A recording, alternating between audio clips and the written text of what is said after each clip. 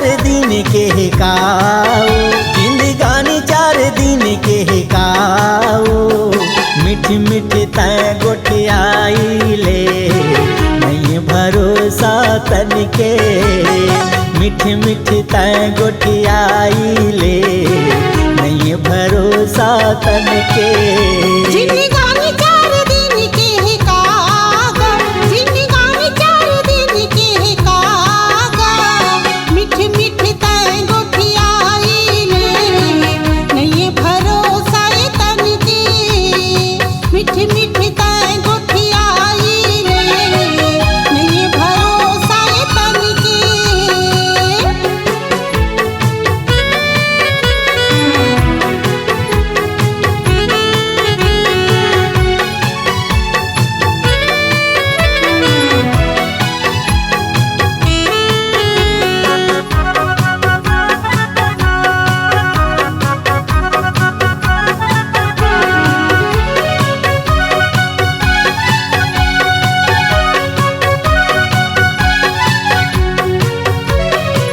गुरतुर भाखम संगी जीव शीतल हो जाते। कर बोली धन बोलबे जहर जैसे जना थे। कर बोली धन बोलबे जहर जैसे जना थे।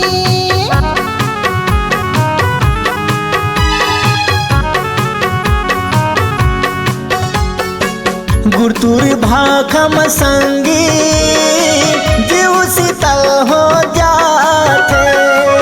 कर बोली धन बोलबे जहर जैसे जना थे। कर बोली धन बोलबे जहर जैसे जना थे। सुन गुरु के गुरतुर बानी, सुन बाबा के अमर कहानी। मीठी मीठी तय गोठियाइले नहीं भरोसा तन के, मीठी मीठी तय गोठियाइले नहीं भरोसा तन के।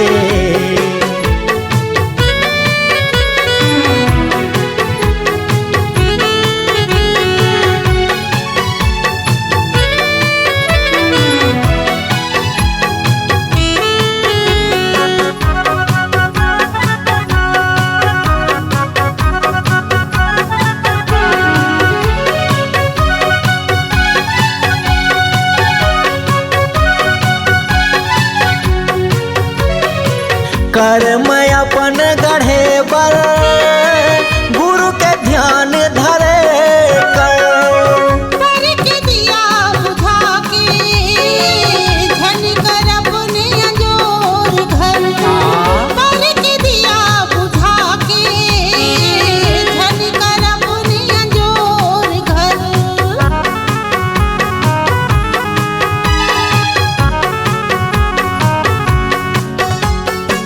कर्म अपन गढ़े पर गुरु के ध्यान धरे कर।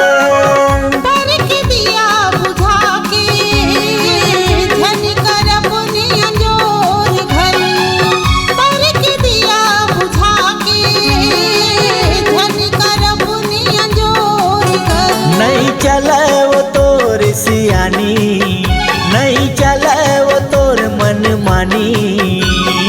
मीठी मीठी तय गोठियाइले नहीं भरोसा तन के, मीठी मीठी तय गोठियाइले नहीं भरोसा तन के। जिंदगानी चार दिन के काओ, जिंदगानी चार दिन के कागा। मीठी मीठी तय गोठियाइले नहीं भरोसा तन के। मीठी मीठी तय गोठियाइले नहीं भरोसा तन के, मीठी मीठी तय गोठियाइले नहीं भरोसा तन के। मीठी मीठी तय गोठियाइले नहीं भरोसा तन के।